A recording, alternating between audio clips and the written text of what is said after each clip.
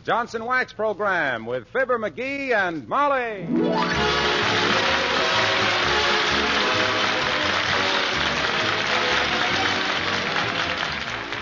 The makers of Johnson's Wax products for home and industry present Fibber, Mcgee, and Molly with Bill Thompson, Gail Gordon, Arthur Q. Bryan, B. Benaderet, and me, Harlow Wilcox. The script is by Don Quinn and Phil Leslie. The music by the King's Men and Billy Mills Orchestra.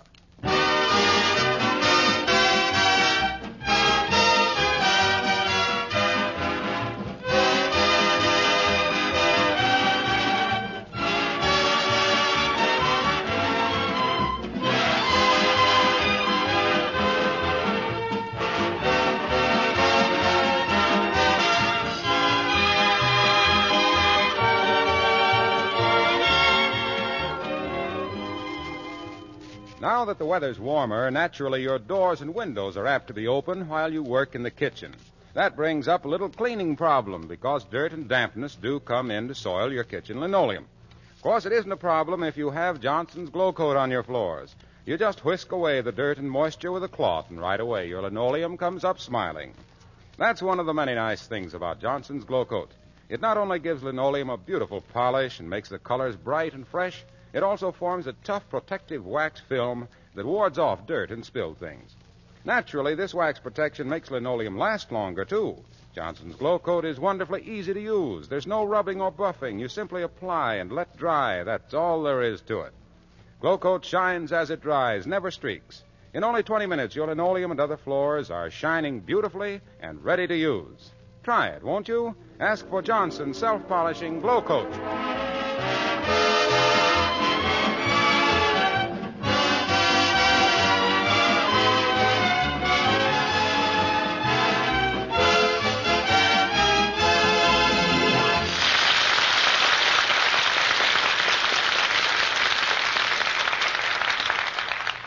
This is a great day in Westful Vista, the day of the big baseball game between the Elks and the Rotarians. And guess who's pitching for the Elks? Yes, sir? The fellow who claims to have fanned more men in his day than Sally Rand. Fibber Fireball Mcgee of Fibber, Mcgee, and Molly.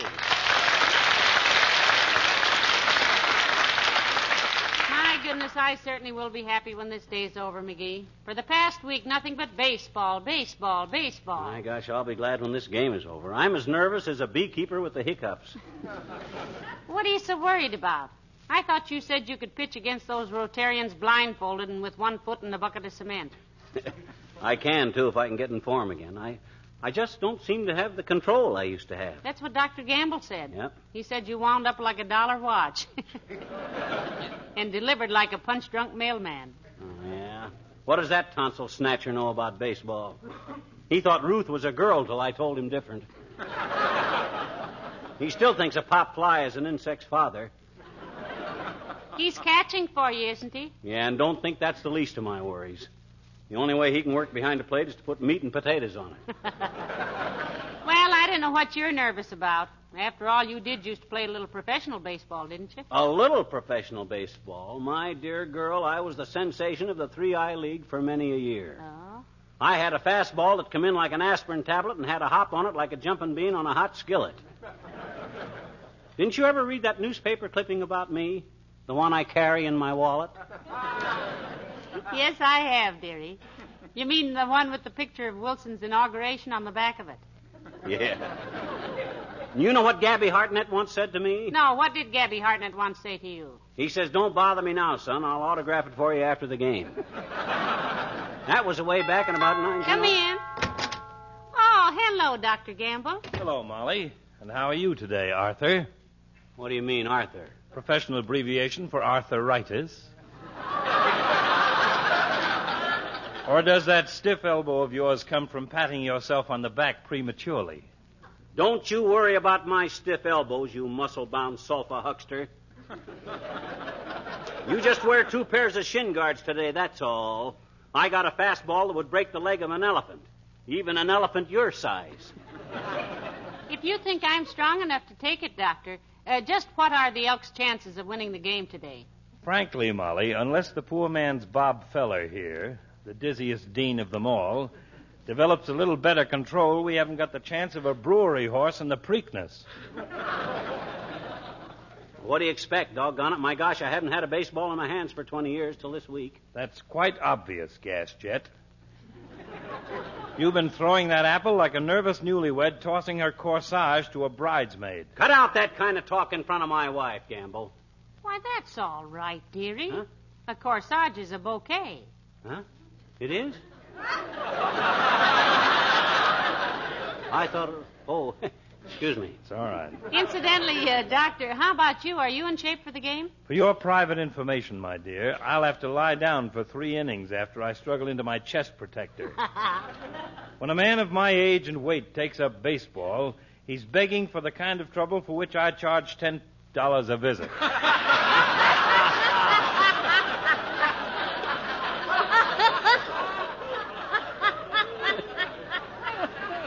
$10, that is. Yeah.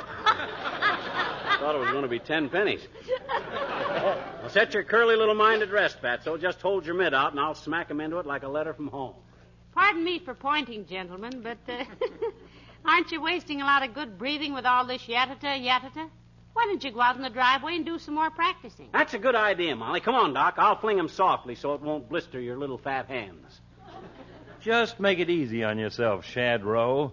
I've got my catcher's mitt right here. You coming, Molly? No, thank you, Doctor. I'll just watch you out the window. I sat on the front steps yesterday and lost $7 worth of bobby pins ducking wild pitches. Come on, Doc. Our last chance to practice. Okay. Stand over there with your back to the garage door, Doc. Right. That's it. Now then, you ready? I don't have to get ready to catch one of your pitches, knucklehead. Hmm? I could write a letter to my mother while I was coming in. Oh, yeah? Well, try this on your thumbnail, windbag.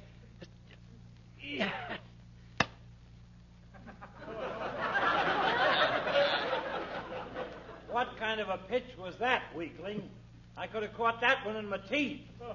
You'll catch plenty of them in your teeth before I get through with you, wise guy. I was just limbering up on that one. Try throwing one overhand, Genevieve.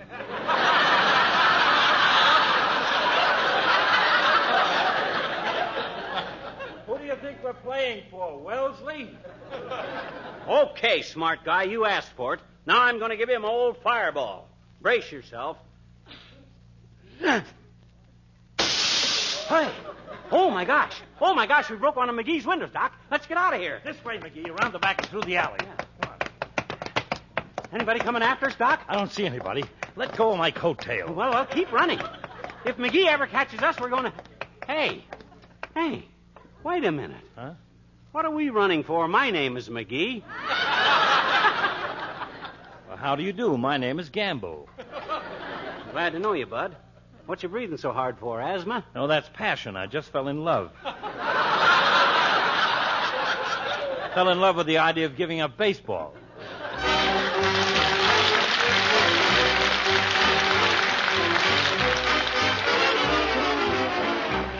Billy Mills in the orchestra, and coax me a little bit.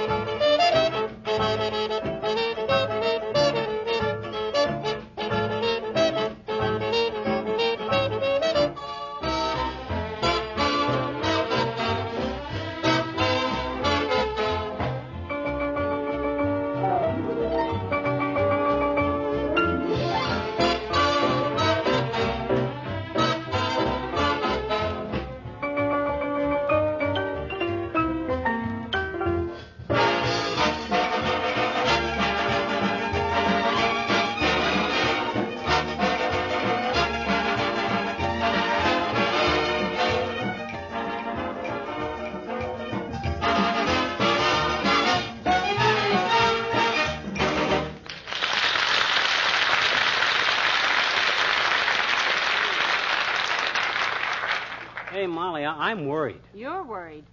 Did you see Dr. Gamble's face when he left? Huh? He said the only way you were going to get the ball over the plate this afternoon was to put it in a wheelbarrow. My gosh, I don't seem to have any control at all. If I lose this game... Hey, what does the paper say? Well, I was just reading it, dearie. It says, pitchers duel expected as Elks play Rotarians today. Duel is right. It'll be butcher's knives at 2 paces if anything goes wrong. I'll be gored by every elk in town. What else does the paper say? Well, it says, Fibber Mcgee, one of the great speedball artists of his day. Gee, does it really say that? Yes, it does. Read that part again. I like that. Fibber Mcgee, one of the great speedball artists of his day. I think that was very kind of them, McGee. What was? They didn't say what day. Fibber Mcgee, one of the great speedball artists of his day. That's darn good reporting, you know it. I remember when Paul Wainer was voted the most valuable player in the National League in 1930. Pardon me, dearie. No. Paul Wainer got that vote in 1927. There was no award in 1930. Huh?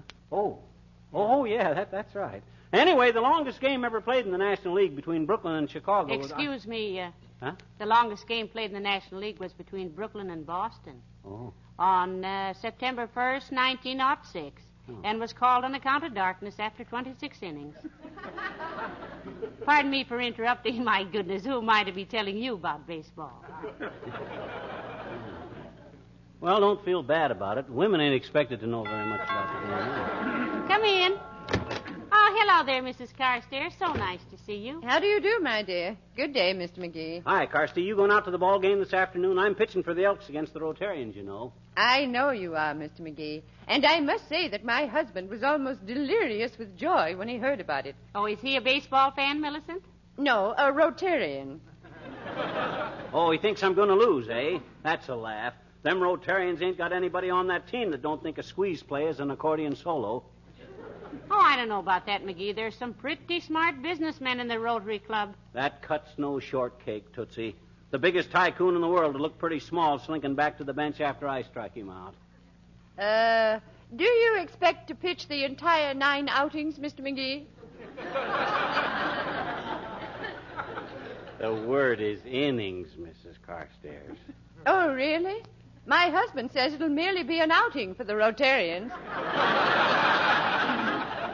Well, it's differences of opinion that make horse racing, baseball, and loose teeth, I always say.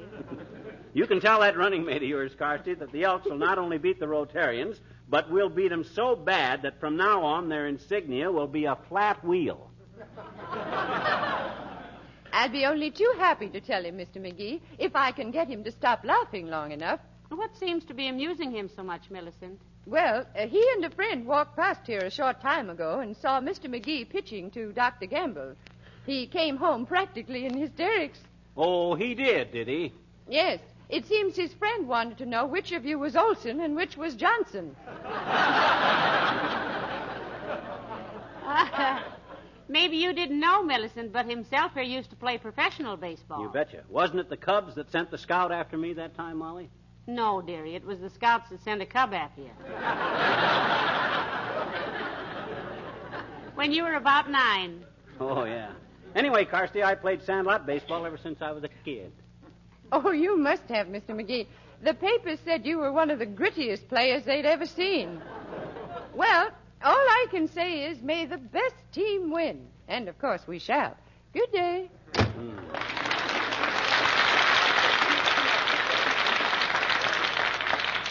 McGee, does Mr. Carstairs play on the Rotarian team? I should say not. There's too many guys in this town with spikes on their shoes that'd be praying for him to slide into second base.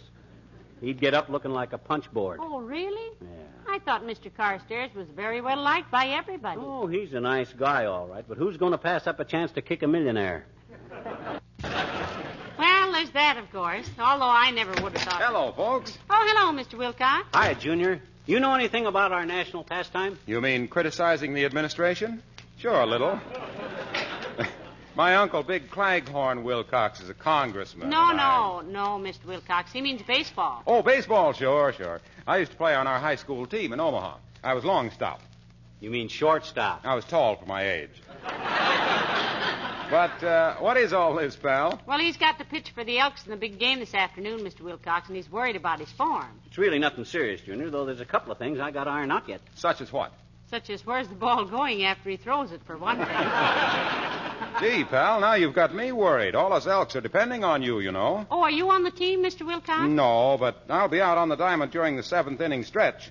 Doing what? Oh, I drive a car out into center field and give a demonstration of Johnson's Carnew. Gee, in front of 8,000 or 10,000 people. I hope I give a good performance. Oh, I'll bet you will, Mr. Wilcox. Say, listen, why don't you borrow one of the Johnson Company's big vans and drive it in backwards? That ought to get attention. Why would it? Everybody would think of Van Johnson. Or would they? No, I want to show people how to beautify their own cars and how easy it is with Johnson's Carnew. How they can give their pre-war cars that post-war look. I'll show them how simple it is to apply Carnew, let it dry, and wipe it off with a soft cloth. Cleaned and polished in one swell swoop. Yes. Well, then, as the game is called again, I unfurl a big banner. You see, a big banner, and then I drive off the field. What does it say on the banner, Waxy? Inquired little Fibber, fearing the worst. Oh, the banner. It says, play ball with your automobile. Get some Carnew right off the bat and see what a hit it makes when you get home. How do you like it, pal? No.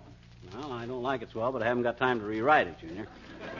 I got to get this arm limbered up. Just tell the Elks not to worry, Mr. Wilcox. Himself is just like a criminal lawyer. He always comes through in a pinch. You got to go now, Junior? You haven't got time to play a little catch with me? I'm sorry, pal. I've got to get down to the sign painters and pick up that banner. I want to be sure they spell Carnew, C-A-R-N-U. But look, stop worrying about your form. You think it'll be all right? So what if your form isn't perfect? Wear a girdle. Nobody'll know. Good luck with it, boy.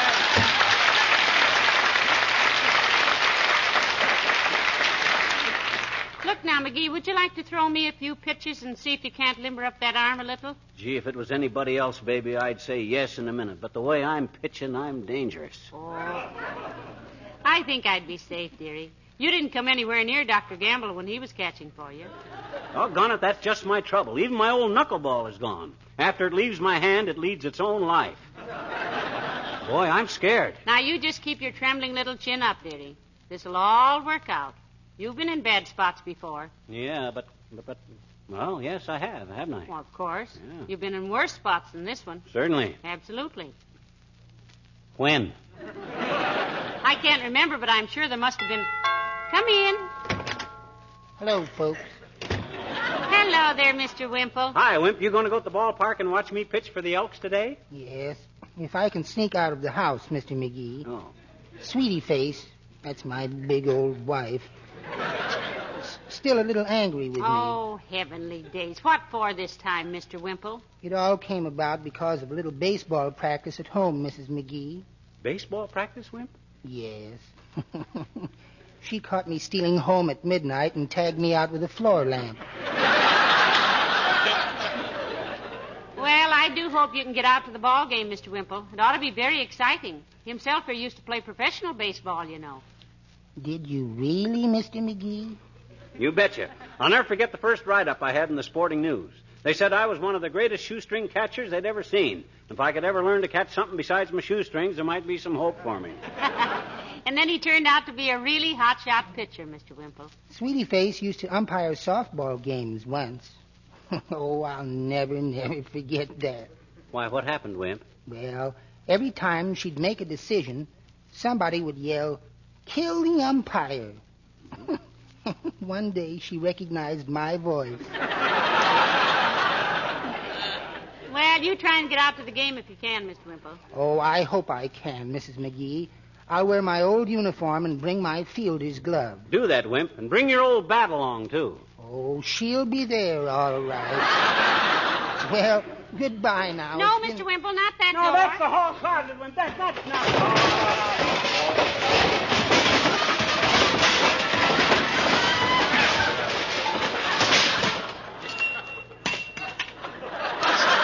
Straighten out that closet one of these days.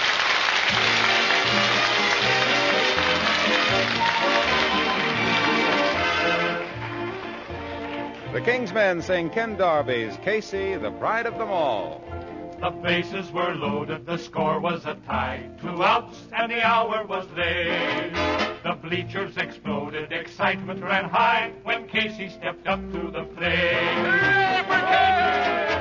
Oh, Casey's the guy with his eye on the ball, but mostly the ladies. Casey's the guy who's the idol of all, but mostly the ladies. Casey is mighty and manly. Casey's a dangerous gent. Egad, when he goes to bat, hang on to your hat. He's batting 1,000%. With the ladies, oh, Casey has nerve and he knows every curve. He's no hokey pokey. He gets away with that old double play. He's sure okie dokie. He makes all the ladies go gaga, it's true. No wonder they swoon when he comes into view. He was the Sinatra of 1902. Casey, the pride of them all. Casey was wonderful, Casey was great. He swung the mightiest clout. They knew he would knock the ball out of the state. Alas, poor Casey struck out. Casey's the guy with his eye on the ball, but mostly the ladies. Casey's the guy who's the idol of all, but mostly the ladies. You may think that Casey is through playing ball. The stands may be empty through summer and fall, but Casey's still swinging and missing that ball. Casey, the pride of them all.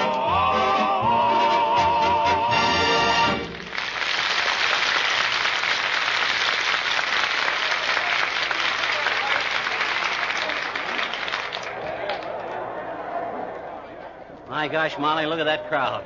Look at that bloodthirsty mob waiting for us to start. Well, how do you feel now, dear? You got a little more confidence? No, my right arm feels like it was made of concrete. It's going to seem like 5 miles from the pitcher's box to home plate. I wish I'd never look, got... Mcgee, one of the teams is coming out onto the field. Oh, yeah. Why are they marching around in a circle? That's the Rotary Club. Look at them. Look at them. There ain't a one of them weighs under 200. They'll murder me. They'll have me running... Oh, hi, Latrivia. Hello, Mcgee. Hello, Molly. Hello, Mr. Mayor. Are you playing today? No, they've asked me to umpire the game. Well, let's shake hands then, Latriv. Looks like the end of a beautiful friendship. If they made you the umpire, Mr. Mayor, you must know quite a lot about baseball. Yes, I almost made a career of it, Mrs. Mcgee. In fact, as a boy of 16, I struck out from home. Where else would you strike out from? How was that? You said you struck out from home. You would hardly strike out from first base, would you? Well, in this case, Mrs. Mcgee, striking out from home is a term that means... We're familiar with the terms, Latrivia. And you don't say struck out from home, you just say I struck out. When I said I struck out from home, Mcgee, I didn't mean I struck at a ball. Well, what else would you strike at? Not the umpire, I hope. Please. I said nothing about striking Anybody that would deliberately strike at an umpire, Latrivia... I did not strike at the umpire. There wasn't any umpire. Huh? What? No umpire? What kind of a bush league were you playing in anyway, Mr. Mayor?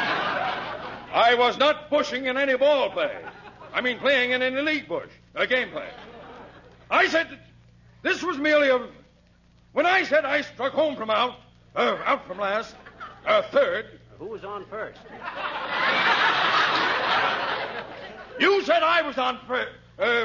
It was just that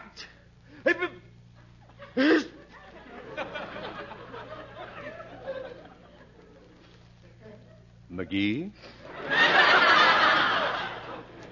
Yes? I don't think I'll act as umpire of this game after all. Oh, why not, Your Honor? Because if I stood behind that plate with Mcgee pitching, I'd say one word so often it would make him. Make me what? Ball. Goodbye!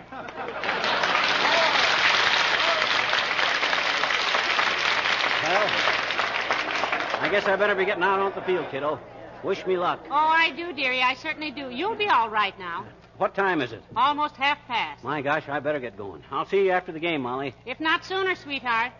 Your attention, please, ladies and gentlemen. Here are the batteries for today. On the mound for the Rotary Club, fadeaway Andy White. For the Elks Club, Fibber, Fireball Mcgee. Catching for the Rotarians.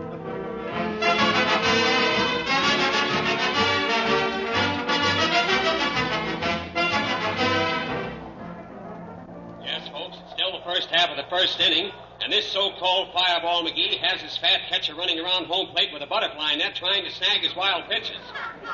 So far, he's walked the bases full without putting over a single ball that the batter can swing at.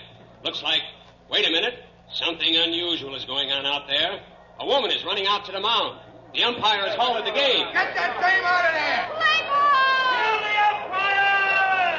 ball! Just a minute, folks. We're getting a report on this interruption. The lady is... Yes, it's Mrs. Fireball Mcgee. She whispered something in his ear, and now she's leaving. He looks surprised. He's winding up, and here's the pitch. It's a strike! That ball was handled so fast it almost left a trail of smoke. Now he's winding up again. Here comes the next one. It looks like, wow, strike 2! I couldn't even see that pitch, ladies and gentlemen. All right, Mcgee seems to be settling down out there now. He goes into his stretch.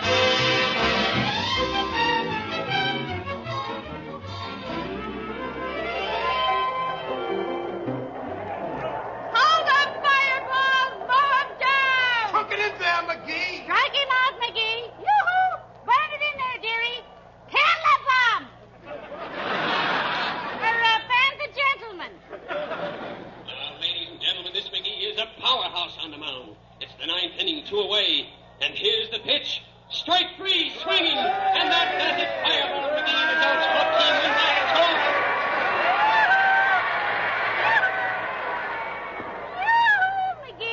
Let me through, please. Let me through. I'm the man that just won this ball game single-handed's wife. McGee? Hey, Mr. McGee. I'm the sports editor of the Gazette. Say, that was a great exhibition. Oh, shucks, it was nothing that any red-blooded American boy wouldn't have done if his wife told him what my wife did. Here, let the lady through. Right here, Miss McGee. Oh, McGee, that was wonderful. Well, Nat. And now, if it isn't too personal, Mr. McGee, just what did your wife whisper in your ear when you were pitching so wild in the first inning? Nothing personal at all, Bud. She just reminded me that I always used to pitch left-handed.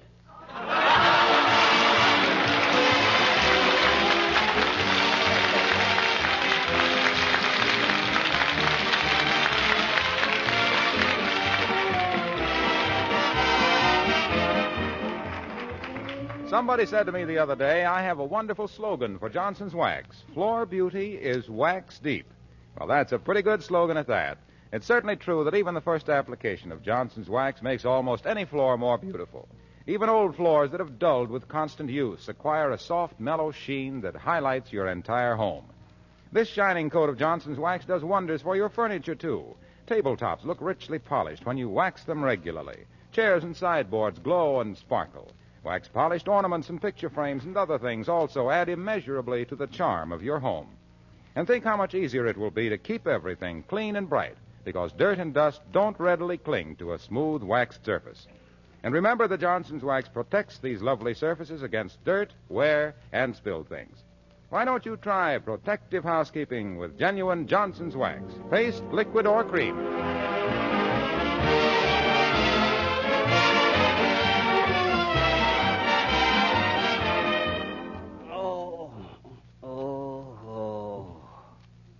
More liniment, Lefty? Yeah, thanks. Boy, oh boy, oh boy. My arm went with that last pitch. Was it ever sore? Right after the game, it tightened up so as I could hardly lift it. Oh, it was worth it, McGee. I was very proud of you. Yeah, but how come you didn't notice I was throwing wrong earlier? I did. Well, why didn't you tell me then? What? And ruin that good left wing before you ever got to the diamond? What kind of a trainer do you think I am? Oh. Good night. Good night, all.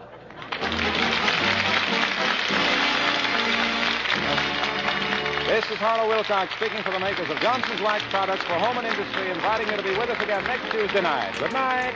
This is NBC, the National Broadcasting Company.